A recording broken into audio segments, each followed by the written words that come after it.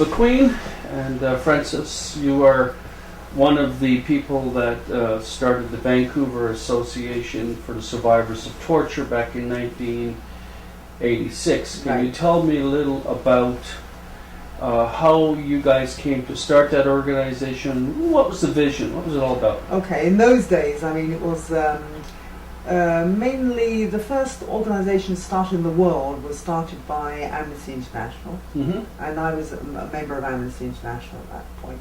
So Amnesty had an organization in Denmark working with survivors of torture, but it was a very different model from that of MAST. So they were the first organisation start, and it was a residential treatment model, and a lot of research, a lot of investigations going on. I was working at the time, volunteering with Amnesty as a refugee coordinator, and I had been like the chair of Amnesty at the time when there was just one group in Vancouver but 600 members. So we've been doing some work with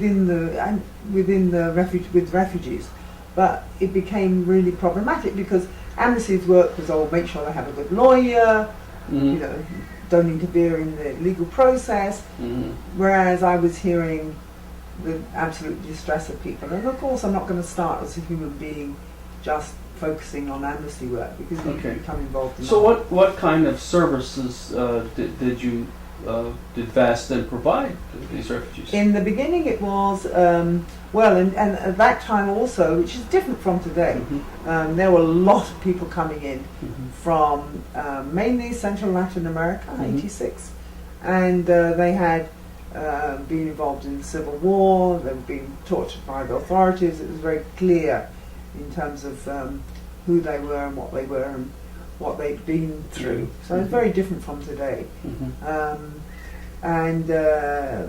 What was the question again? Well, so what the type of services you provide? So what was the need that you saw there? There were therapists who were volunteering, like Yaya de Andrade. There was Dr. Solomon Gannison, now head of Department of Psychiatry. He was also part of that. There was a nurse, Ken, he was from Amnesty. So we were all doing the work. Roxana Auno, who was working as a settlement worker for Mosaic.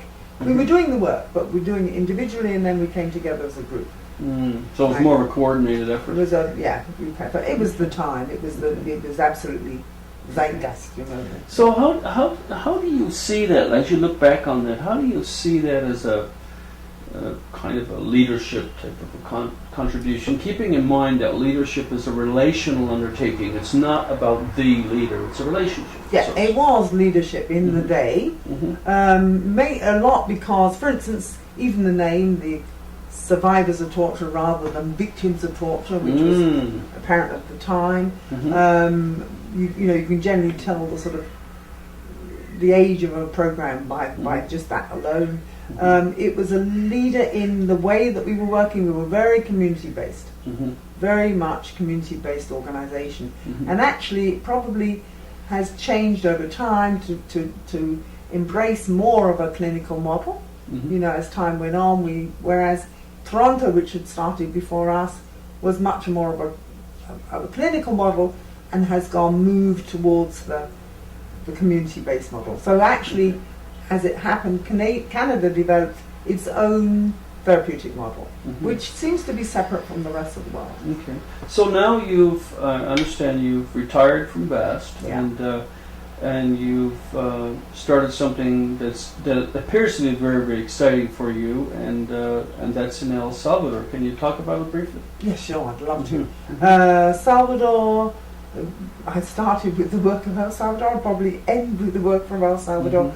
And Salvador is a different context, because it's actually people who've survived the Civil War, who've survived torture, and they haven't had a chance to talk about or do anything about their trauma in the 30 years, because the right have been in control, the death squads have still been operating or have still been out there, there's a lot of impunity there. They've never been politically able to start anything like that.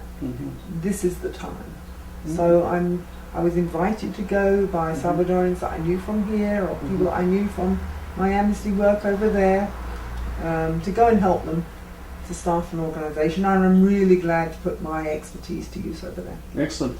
So, just thinking about the past, and I mean, '86, you were doing this work for over 24 years or something like that. What kind of things have you learned from doing this kind of work? What kind of insights, learnings that you have? Oh, huge. I mean, it's hard to determine what I've learned from it and what I haven't learned from it.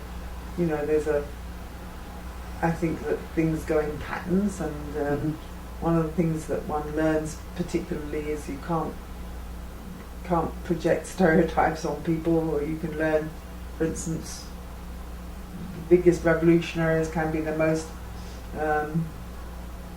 regressive in terms of their power dynamics between male and female, or somebody in hijab can be more a feminist than I. I mean, I think that they're the things that we have to really question. I mean, we mustn't go jumping into stereotypes or making sweeping assumptions. So one of the things you've learned is to really take a look at our mental models and how we see the world and how we see people. Absolutely. There's lots of surprises in there. Yeah, exactly. Thank you.